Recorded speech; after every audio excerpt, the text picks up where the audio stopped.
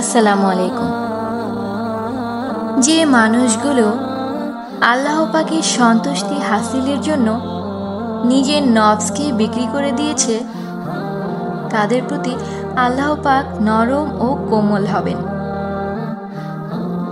তাদের দিয়ে কেউ হাজার ইসলাম বিরোধী কাজের কথা করার জন্য বলুক না কেন, তারা আল্লাহকে ভয় পায়। তারা জানে 2 দিনের এই দুনিয়ার আরাম আয়েশ প্রতিটাই ক্ষণিকের। সে জানে সে কিভাবে চলাফেরা করলে আল্লাহ পাক তাকে ভালোবাসবেন। সে সব সময় গুনাহ থেকে বেঁচে থাকার চেষ্টা করে, আল্লাহর জিকিরে নিজেকে মগ্ন রাখে। কি অবাক হচ্ছ শুনে? অবাক হওয়ার কিছুই নেই। অবাস্তব লাগলেও এটা সত্যি। দুনিয়ায় এখনো কিছু মানুষ আছে যারা আল্লাহর ভয়ে বেঁচে আছেন, যাদের দিন শুরু হয় আল্লাহর সুন্দর নাম দিয়ে আর দিন শেষ হয় তারই নাম দিয়ে। তাদের রাত্রি গুনাহের ভয়ে চোখের পানি ফেলতে ফেলতে শেষ হয়। এক আল্লাহকে স্মরণ করে তারা চোখের পানি ফেলতে থাকে। রাত থেকে ভোর হয়ে যায়, কিন্তু আল্লাহর দরবারে ওঠানো তাদের হাত, বাঁধ ভাঙা তাদের চোখের পানি কখনো ক্লান্ত হয়ে পড়ে না। কিন্তু আমরা আমাদের জীবনযাপন কিভাবে করছি তা কি কখনো ভেবেছি?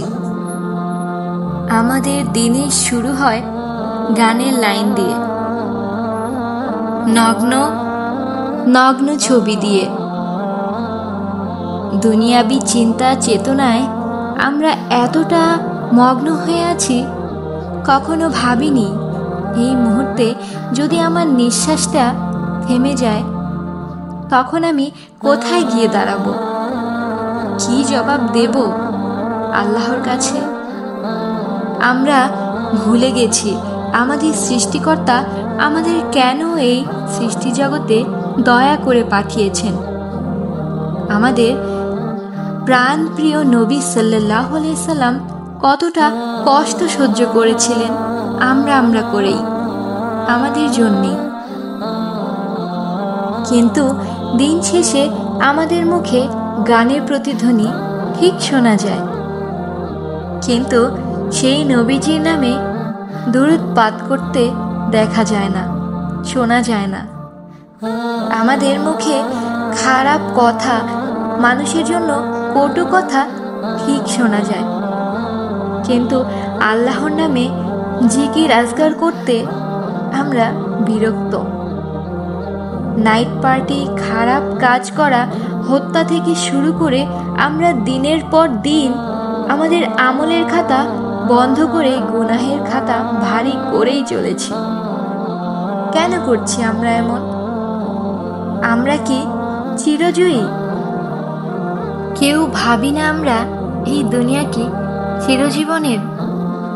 আমরা ভাবছি না একজন সর্বশক্তিমান বলেও কেউ আছেন, যিনি সর্বদা সবখানেই বিরাজ করতে সক্ষম। জানো আমাদের সমস্যা কোথায়? আমরা আল্লাহর অসন্তুষ্টির পাত্র হচ্ছি নিজেদের কর্মের কারণে। আমরা শুকরিয়া আদায় করতে পারি না বা চাই না। আমরা সর্বদা নিজেকে বড় ভাবি, আল্লাহর কাছে অভিযোগ করতে থাকি, আমার কাছে এটা নাই, ওটা নাই, আমি কিছু চাইলাম, তুমি কেন সেটা দিলা না, আমার মনের ইচ্ছা কেন পূরণ হয় না, ইত্যাদি। আমাদের অভিযোগের শেষ নেই, কিন্তু এতগুলো অভিযোগ করার পর আমাদের নিজের দোষ কখনোই আমাদের চোখে পড়ে না, বা বললে চলে আমরা দেখি না, দেখতে চাই না। আমরা শয়ে শয়ে জঘন্যতম গুনাহ করছি, কিন্তু আল্লাহর কাছে কিছু চাওয়ার আগে তওবা ইস্তেগফার করছি না, তার কাছে মাফ চাইছি না, আমাদের অন্তরকে পরিষ্কার করছি না, আল্লাহর নিকট নিজেকে ছোট করতে পারছি না, তাহলে আমরা কোন হিসেবে আল্লাহর কাছে অভিযোগ করছি? আমরা তো পারছি না আমাদের খারাপ অভ্যাসকে পরিবর্তন করতে, আল্লাহর কাছে নিজেকে মশগুল করতে। কথাগুলো তিতা হলেও সত্য।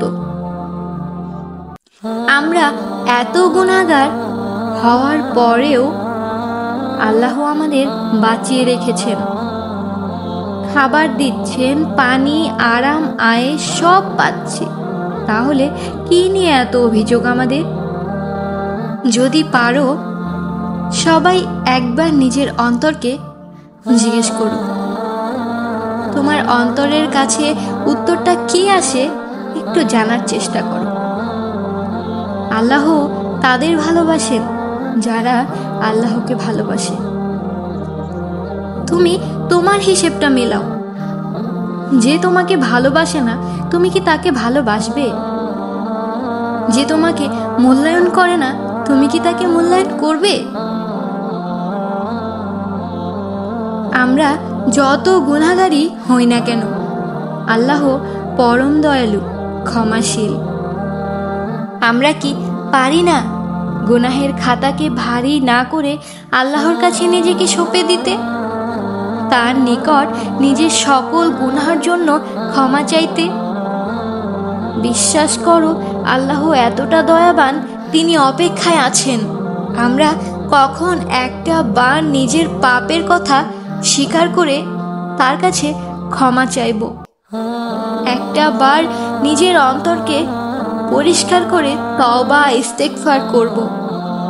আর আমার রব পরম করুণাময়, মহাশক্তির অধিপতি আমাদের গুনাহ মাফ করে দিবেন, আমাদের আপন করে নেবেন, আমাদের জীবনকে গুনাহের খাতা থেকে মুক্ত করে দেবেন, নেকির খাতায় পরিবর্তন করে দেবেন।